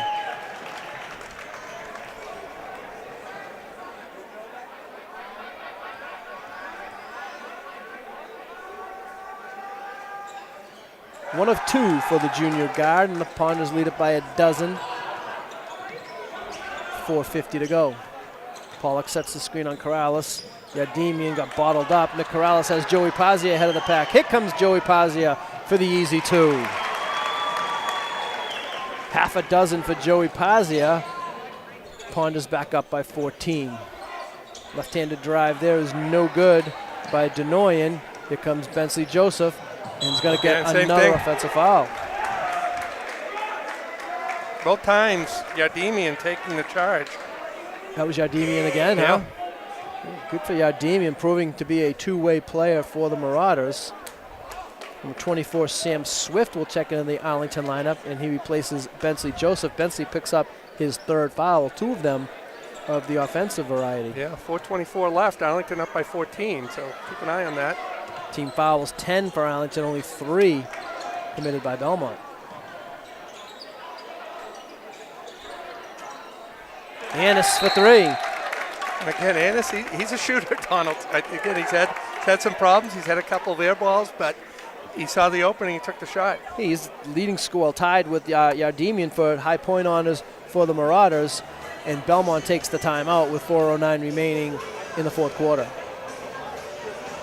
So except for a basket by Swaragi, really Belmont has had only scoring from Pollock with the 4 free throws, but from the field, they've only had scoring from really 3 players, Ellett, Annis, and of course Yardemian.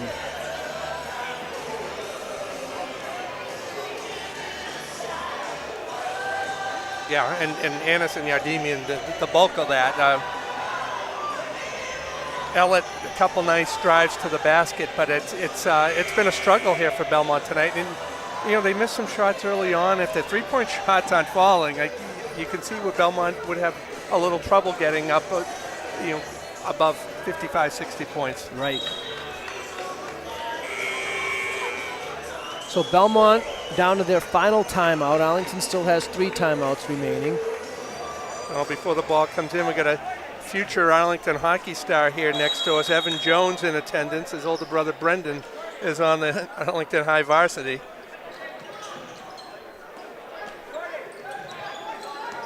Again, Belmont. That's a great, the shot, there's a 10-second violation. Well, you can see, too, it's a generous 10 seconds.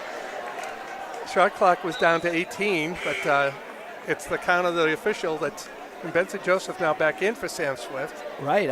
I'm surprised that Arlington has had as much trouble as they have a couple of these possessions. I think Belmont's turned them over 3 or 4 times here in the fourth quarter, and a couple times Arlington was in danger of a 10-second violation, but then they turned it over instead, and this time an actual 10-second violation occurred. Yeah, and let's see the next time they do it. You might see Bensley bringing the ball up, Dom available in the middle to help break the press rather than to be the first pass.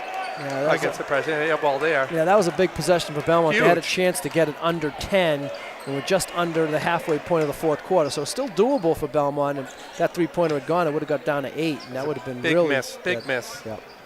So a missed opportunity for the Marauders, and let's see if Arlington can extend the lead. They lead by 11 with 3:29 to go. Dom Black for 3, and matching air balls for both teams. Yeah. Here comes Denoyan to the basket, lays it in. Good take. Thomas Denoyan, beautiful move, his first points of the game, and Oh, Denoyan looks like he's appears to be hurt. Yeah, too bad he's And, banging the floor. It looks nice. Limping off. That's a shame. And for the second time tonight, the Arlington training staff has to be summoned onto the court.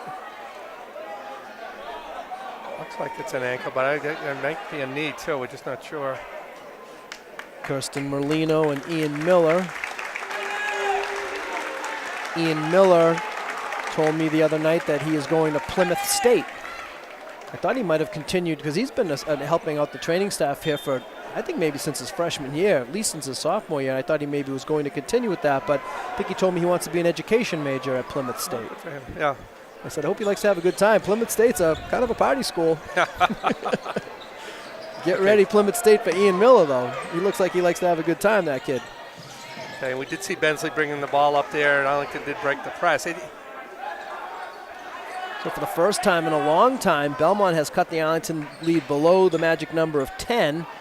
Nick Corrales tries to answer and said Gascoigne has a rebound. Yeah, Nick and James, when he got that rebound, was clearly held by Pollock.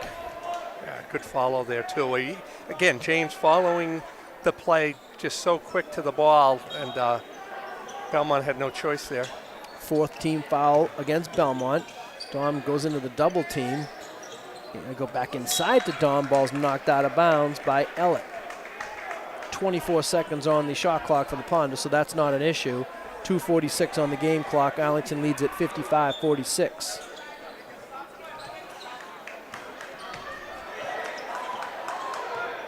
Mismatch here. Gascoigne being guarded by Annis, probably giving away a good 6 inches. Pazia with another strong move. No.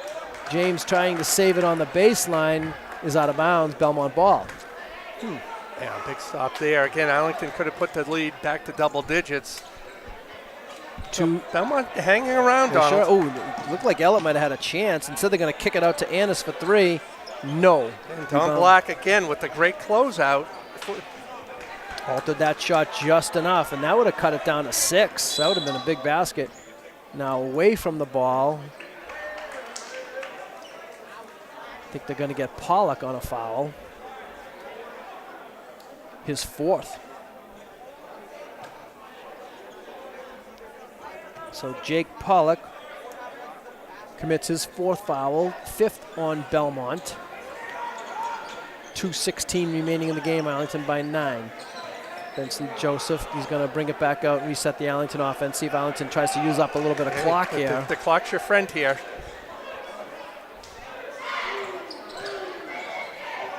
Bensley with the tricky dribble, gets it to Pazia. Corrales in the corner, baseline drive, floater. Ooh, blocked by Pollock. Pollock came over and got a piece of that one. Good defensive play. Now Benson's going to try to take it. Oh, they're going to call block. And it went in. And they're counting the basket. What you think on that? I thought that may have been an offensive. I thought that Bensley did a good job getting the position on that one, but it goes against the Ponders as Will Ellett scores, and he'll go to the line with a chance for a 3-point play. Arlington lead they didn't put the points up. Yep, there they are now. Arlington lead down to 7. Boy. Minute 51 to go. Ben Wasco back in for Joey Pazia. Free throw is good by Ellett. Ellett now with a baker's dozen. Cuts the Arlington lead to 6. And again, Belmont running 2 players at the ball, and that's causing Arlington to use a lot of time on the 10-second count. They finally get it over the timeline to James Gascoigne, and now Arlington will reset. 15 on the shot clock, coming up on a minute and a half remaining on the game clock. Bensley Joseph matched up one-on-one against Yardemian. Sophomore against the junior. Joseph to the hole, up, under, spins out, rebound fought for. It's nice. Wasco comes up with the loose ball, and Arlington can reset and run more time off the game clock. Well, just what your scout told you, Donald, between Wasco and Gascoigne, really controlling boards. Yep. Coming up on the final minute, Arlington holding on here by 6. Arlington with only 7 fourth-quarter points. Don Black to the basket. They will not count that basket. They're going to say that the foul occurred before the shot. Now, good news for Arlington, though, is they get a new shot clock. They get a full 30 on the shot clock, 58.3 seconds remaining on the game clock. So now Belmont has to start thinking about if they want to foul and try to lengthen this game. Well, again, just like we mentioned earlier, and you don't have those fouls, and that you now there's a few more seconds that came off. Now Arlington will be going to the free throw line. And Coach Bowler asking how many whacks does Nick Corrales have to take, and he's in a discussion now with Dave Powell about that call, and finally Dave Powell wakes up and makes the call. Corrales will go to the line for a one-on-one. Well, Arlington's going to have to do the job at the line to ensure this victory, and it starts right here with one-on-one for Nick Corrales. And he knocks down the front end. Big free throw there. That turns it, if nothing else, it turns it into a 3-possession game for the Ponders. They lead at 56-49 with 54.6 seconds remaining.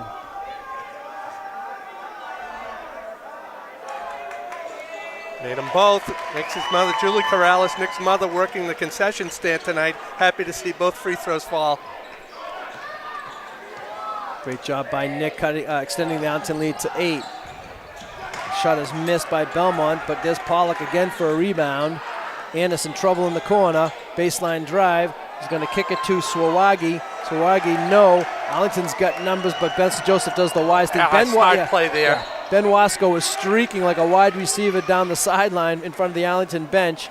He wanted it, but Benson Joseph wisely didn't take the chance. Smart play. He's on the other side of the court. It was a long pass, and now he's going to shoot free throws instead.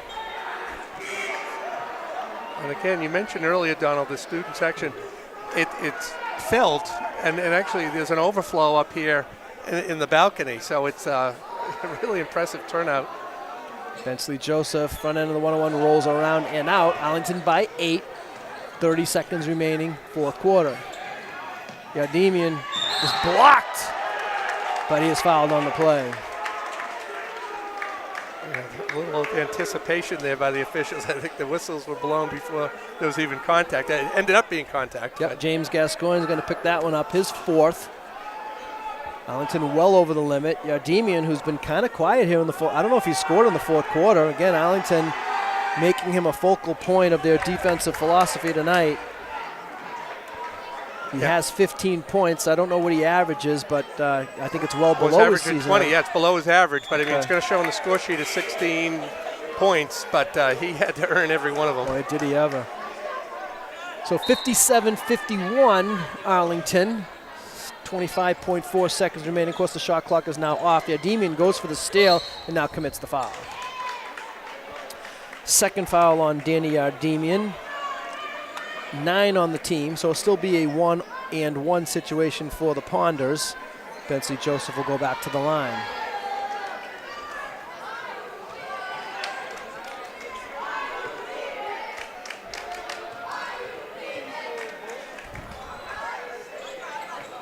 Hits the first free throw. So not a great night offensively for Bensley. Of course, he missed a significant amount of the first half with what appeared to be an ankle injury, but he's still going to end up with double figures. 12 now. Arlington by 8, 20 seconds remaining. still playing defense right to the end. He almost got a little strip there.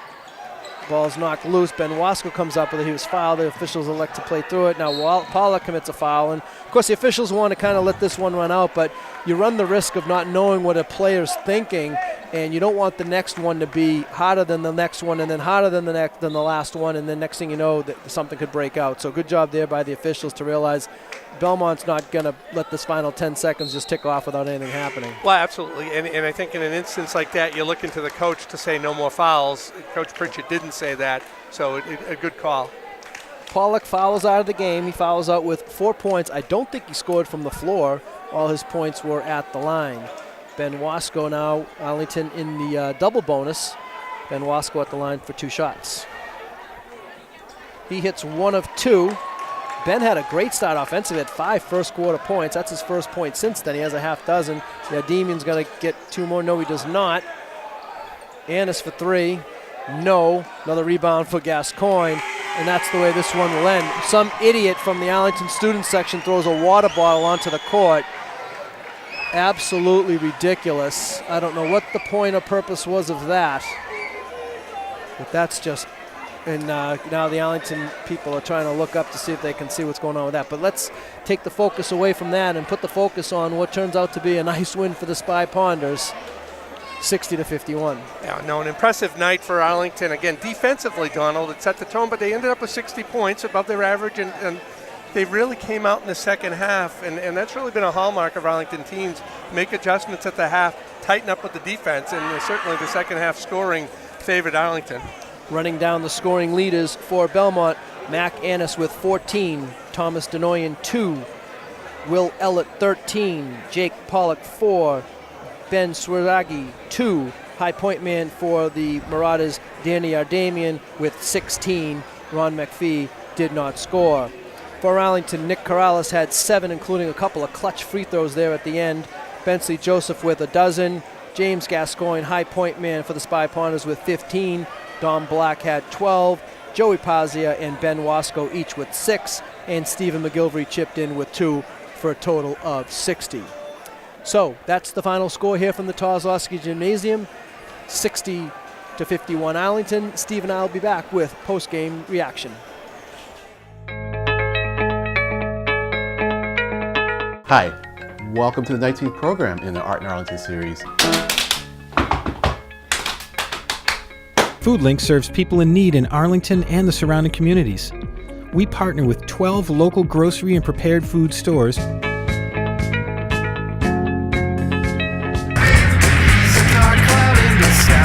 edX launched their MicroMasters program as an opportunity for students around the world. Again, this is Nicole Review. I'm your host, Nicole Samako, and we going to talk to Ashley. And then you will run to the devil himself from the sight of a gun. Down, down, blue and brown, the leaves are falling to the ground.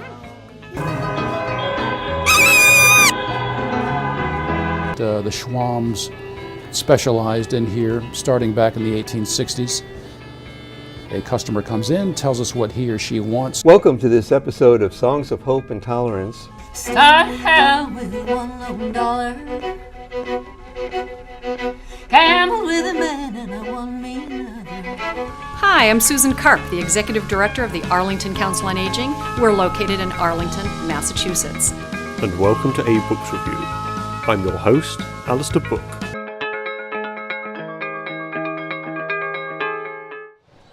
And welcome to the post-game show, everybody. Rob Anthony with the coach, Scott Zwick.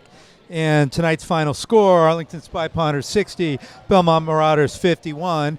Ponders go to 8-1 on the season, 7-0 in conference, and Belmont falls to 5-4 on the season, 5-2 in the conference. And Scott, we talked to the folks at halftime. It was 28-28, really a tale of two halves. Ponders pulled away in the third quarter. How'd they do it? Ponders took a page out of Belmont's book or the Ponders of the Past book. They started running. They did what Belmont has been doing to teams over and over again, kind of turning the tables on them. They were fast breaking. They were getting rebounds and moving quickly up the court, finishing at the 10. Basically, they turned into a fast break team instantly. And in the fourth quarter then, it was all Belmont Marauders until the free throws broke out towards the end. How did Belmont come back? Well, Belmont went into the diamond press, and quite frankly, Arlington struggled with it. They struggled with it even after they called a timeout to try to get set how they were going to break it. They were able to hang on in the end due to good free throw shooting and strong hands on the ball, but that was a concern. They really didn't handle the diamond press very well tonight. Okay, and so let's talk about the ACMi Players of the Game and the Bing Bang Boom Award winner. You'll pick the Player of the Game for Belmont. I'll talk about Arlington, and then you'll do Bing Bang Boom. So, Scott, who did you think is the Player of the Game for the Belmont Marauders? The ACMi Player of the Game for me, for the Marauders, was Will Ellett. I just thought he was tough inside. He played both ways. Finished at the cup, hit a few outside shots. Will gets my ACMi Player of the Game. And my ACMi Player of the Game for the Arlington Spy Pawners, I will call James Gascoigne. I thought that Gascoigne was just a monster. He added a lot of atmosphere to the game, and it was a very hard-fought game, and nobody fought harder than Gascoigne. Double-digit rebounds and high single digits, blocks for the game. Blocking shots is a lost art in basketball at all levels, and James Gascoigne did it tonight. So Bing Bang Boom Award winner, kind of a hustle award given by the coach. And who gets the Bing Bang Boom? The Bing Bang Boom Award. Bing Bang Boom goes out to Joey Pazia. He was phenomenal tonight. Calling off the bench, he was phenomenal in both his skill and his effort. The effort was outstanding. It's always outstanding for Joey Pazia, but Joey Pazia not only came in with the effort, he matched it with skill. We saw some phenomenal passes. We saw him beating people to loose balls, executing offense, and positioning himself well on defense. So it wasn't just the effort. It was the whole package tonight from Joey Pazia. Outstanding. So congratulations to Joey Pazia for that honor. And now the Pawners have won 37 in a row on the home court, and Woburn invades on Sunday. What does this win do for the Pawners looking forward? And any thoughts on Sunday's contest? Well, looking at this contest, we'll see if I'm right. I thought the season turned, this season turned on one play, and that's when Don Black ripped a rebound away from two Belmont defenders and then snapped a chest pass up 45 feet across half court to Bensley Joseph, who finished strong at the cup. It's movement and effort that they haven't had and shown all year long. We'll see if it's a turning point. To me, it looked like a turning point. This is a game that Arlington has shown something they haven't all year long, and that's effective offense in short time. Okay, awesome stuff there, Scott. And that'll be the post-game show, ladies and gentlemen. From the Kozlowski Gymnasium, Scott and I will sign off, and we will see you next time. Now we'll hand it back to Don Phelan for some interviews. Welcome to Arlington Public News. I'm Brenda Mahoney. And I'm Paul Werlin. Thanks for joining us here at the historic Jefferson Cutter House in Arlington Center. Everybody in town is looking forward to the upcoming solar eclipse later this month. What kids find fun means a lot of work for those who have to clean up. What makes this camp special is the time kids spend with the police and fire departments. A group of 26 Japanese exchange students filled the studio and control room here at ACMi. Pasquale went in the goal. The Ponders have scored, they've won. Out of the changes, the Hawk Light is the most confusing to Arlingtonians.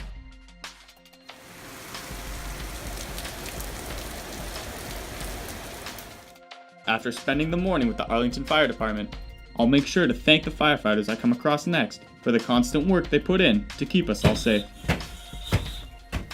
All 4 projects also encourage pedestrians and cyclists to think about pathways and what they mean. Students are invited to take yarn, wrap it around any of the poles that they identify with.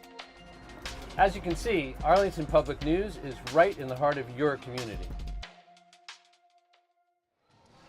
Welcome back to the Kozlowski Gymnasium. Steve DeCourcey here, and I'm joined tonight by James Gascoigne and Don Black. First of all, congratulations, guys. I'm going to start with James. James, high scorer tonight, 15 points. They tell me you almost had a triple-double. But talk about the challenges Belmont brought and how you addressed them. Well, the big thing was the defense. We stepped that up in the second half, and that allowed us to stay in the game and turn that into offense. Great. And all the blocks, I mean, we counted at least 7 or 8. We might go back to the stat sheet, see if we can get 10 for you to get the triple-double. But you're really concentrating on cutting down the penetration for Belmont, too. Yeah, because their bigs weren't too strong, so I was just trying to work out on the help defense. That's great. And on the follow-up offensively, James, I mean, a number of offensive rebounds, you really went to the basket strong. Yeah, thank you. Great job. Dom, another great effort by you. I haven't seen you in a while. I saw you at that earlier game against Somerville. You had an outstanding game. But early on, you really took advantage of the matchup. I want to talk a little bit tonight, though, about your defense because you really shut things down. You had some great closeouts tonight. What was the strategy? The strategy in the first half was for me to go on Yarminian. We know that he can do a lot for his team, and he does a lot for his team. So Coach really just gave me that assignment, and I wanted to, exploit him, do things that he didn't want to maybe do in the game. And at first, it did work. So, yeah. That was great. Well, Belmont was a team that had scored 70 points, averaging 70 points a game. You held them to under 60, well under 60. What did Coach Bowler say at halftime? Because you guys came out in the second half on that great 18-2 run. Yeah, I mean, it was it's honestly just effort because, we sometimes play defense where we get the stop and the second man won't get the loose ball or something like that, or even on-ball pressure isn't there. So really for us, it's just all 5 players playing defense, and when we all play defense, no one can really run with us, and we always convert those to offensive buckets. So. And it's a great team to watch defensively. You really enjoy it the way you shut down teams. So looking ahead, you have Woburn, and of course this is a huge win in the Middlesex League because Belmont was right on your tail. What do you look for from a Woburn team this Sunday? Probably physical play. Yeah, I mean, Woburn's definitely a good team, and I know that they just got a new point guard as well who's definitely a good player. I've been playing against him for some time. But, they didn't lose too many people, so we're expecting some similar things on offense and defense. We kind of just got to play defense the same way and just be more crisp on offense. Great. Well, best of luck in that game. A real pleasure to have both of you here. I used to coach Dom when he was younger. James, I may have had you 1 year in baseball, so it's great to have you up here for the postgame. Donald will be back in a minute with Coach Bowler. Going live in 10, 9, 8, 7, 6, 5, 4, 3, 2, 1. And we're back with Coach Bowler. And Coach, congratulations on tonight's win. Thank you. Yeah, it was another great rivalry with Belmont. Another great game, nice crowd. Awesome atmosphere. What high school basketball is all about. Tied at the half, Arlington takes the third quarter by a margin of 20-6. What adjustments, if any, did you make, or did just everything kind of come together for you guys in that third quarter? Yeah, we just talked about halftime. We had 10 turnovers in the first half. We gave up a bunch of second chance points. We just want to make them earn everything they get on defense instead of turning it over and giving them an easy layup. So I think we want to increase the tempo. I think our guys did a great job of making them take tough shots, rebounding, outletting the ball, pushing it down the court. Before their defense can set up. And I thought, the third quarter was, that's how we want to play, all 4 quarters.